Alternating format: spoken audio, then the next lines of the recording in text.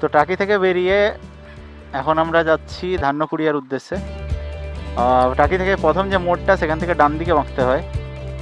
এখান থেকে ডান দিকে ধরে আমরা মোটামুটি যাব বেশ সোজা রাস্তা। রাস্তার অবস্থা যথেষ্টই খারাপ। খারাপ অবস্থা থাকার জন্য আমাদেরকে একটু সামলে চলতে হচ্ছে, এটাই যা।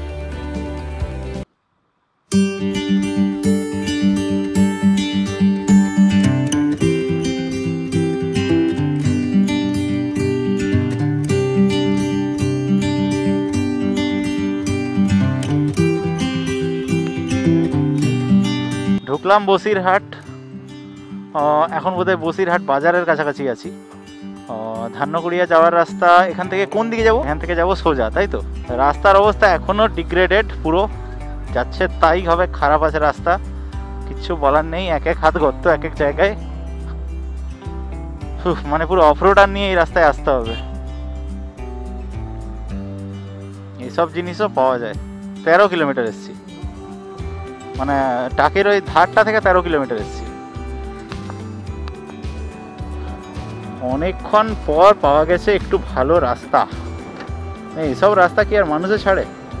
তা হলেও যতগুলো ট্রাক ছিল সবগুলোকে করেছি ওভারটেক, একটা ট্রাককে ওভারটেক করতে পারিনি। সেটা এখন আমাদের আগে এসে আমাদেরকে মোটামুটি ব্যতিব্যস্ত করে তুলছে। এই লেভেলে ধুলো, এই হচ্ছে জ্বালাতন এইসব ট্রাকের। কেমন বেটা ট্রাক, রাস্তাটা ছাড়ো। এইসব গর্তে যদি গাড়ি পড়েছে না, ব্যাস হয়ে গেল, শেষ, খতম, গন।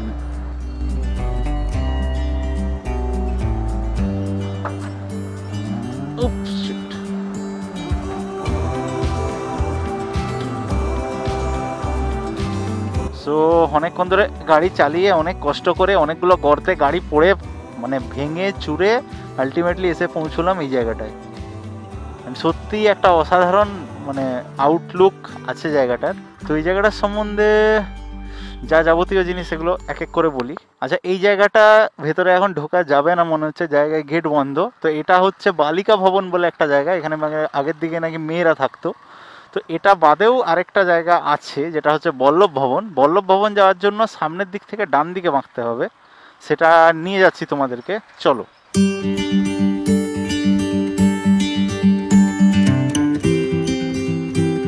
এটা 1940 ধান্যকুড়িয়া কি একটা সামথিং লেখা আছে। 1940-এ তৈরি এই জায়গাটা। তো যেতে যেতে এখানে আরেকটা জায়গা আমরা পেলাম যেটা সত্যিই দেখতে অসাধারণ লাগছে। এখানটা ছবি টবি তুলবো এখানে। এবং এটা হচ্ছে, এটা কি, এই জায়গাটা কি?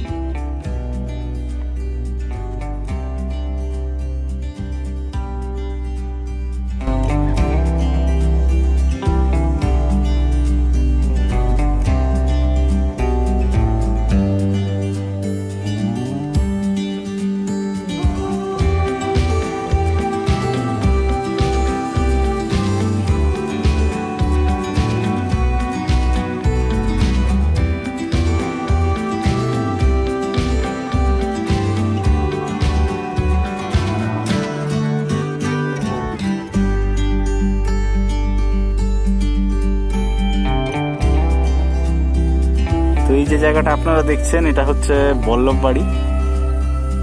তো খুব ভালোভাবে মেনটেন করেছে দেখা যাচ্ছে। প্রথম নজরে দেখলে মনে হবে পুজোর প্যান্ডেল, কিন্তু আদপেই না। এটা হচ্ছে বল্লভ বাড়ি, যেটা ধান্যকুড়িয়ার one of the most famous places. তো এখানে আসলে অবশ্যই এই জায়গাটা দেখবেন। উপরে এই জায়গাগুলো যেটা আছে এবং যা এই জায়গাটা ভালোভাবে মেনটেন করা হয়েছে সে সমস্ত কিছু। এটা হচ্ছে ধান্যকুড়িয়া রথখোলা প্রাইমারি স্কুল, আর ঠিক তার উল্টো দিকে একটা খুব সুন্দর জায়গা যেটা হচ্ছে ধান্যকুড়িয়া রাসমঞ্চ। জায়গাটা সত্যি একটা বেশ সুন্দর, একটা শান্ত পরিবেশ, খুব একটা ভিড় নেই এখন করোনার আবহে। এটা হচ্ছে সাউথের গার্ডেন, বল্লভ গার্ডেন হচ্ছে এখান থেকে এইটা। এর ভিতরে দেখার কিছু নেই, নর্মাল বাগান, এর মধ্যে তো বাগান বাড়িটা আছে। আচ্ছা, তো কথা বললাম রাজু ঠাকুরের সাথে, উনি বললেন যে গায়েন বাগান বাড়িটা ঠিক এখান থেকে শুরু হচ্ছে। আপনারা দেখতেই পাচ্ছেন এই জায়গাটা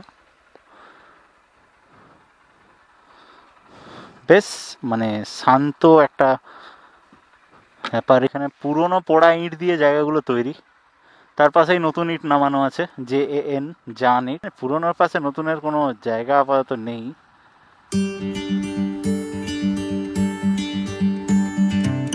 এটা সম্ভবত একটা আম বাগান, যেটা বল্লভ রাজাদের সময় ছিল। সাউ, আচ্ছা, সাউ বাগান বাড়ি।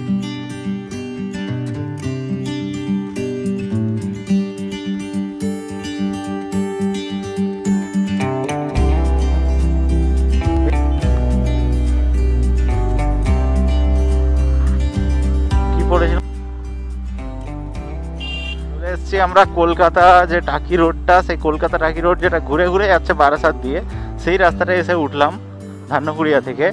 এবার সেই রাস্তাটা দিয়ে আমরা যাচ্ছি, কিন্তু রাস্তার অবস্থা খুবই খারাপ। তো কিন্তু রাস্তাটার যে ন্যাচারাল সিনারি সেটা সত্যিই খুব ভালো। এবার এই রাস্তাটা দিয়ে যেতে অনেকক্ষণ টাইম লাগবে, সেটা আমি বুঝতে পারছি, বাট করার কিছু নেই। দেখা যাক কোথায় গিয়ে এই খারাপ অবস্থাটা আমাদের শেষ হয়। এবার এই রাস্তাটা রাজারহাটে যে জায়গায় উঠছে। তো ফাইনালি ভালো একটা রাস্তা পেয়েছি কিছুক্ষণ পরে। এই রাস্তাটা যেটা ভালো রাস্তা, এটা বেড়াচাপা থেকে পাওয়া যাচ্ছে। তো বেড়াচাপা থেকে আমার মনে হয় না আর কোনো চাপ হবে বলে। এবার আমার মনে হচ্ছে যে বাকি যে রাস্তাটা সেটা মোটামুটি ভালোই আছে, কিন্তু আগের রাস্তাটা মোটামুটি জঘন্য ছিল। জঘন্য মানে লিটারালি জঘন্য। এই রাস্তাটা ছোট খানাখন্দ ছাড়া সেরকম কিছু নেই, তো একদম নিশ্চিন্ত হয়ে গাড়ি চালাতে পারবেন।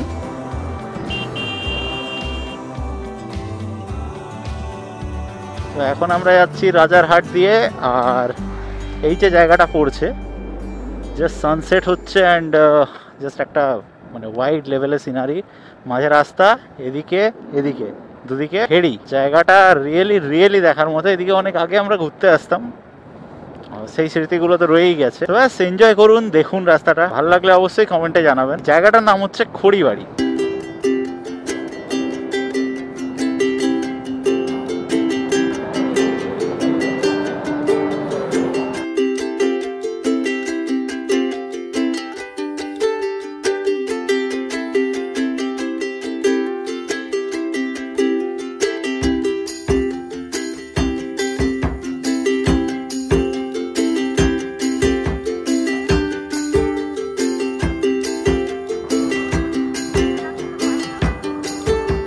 সেটা ঠিক।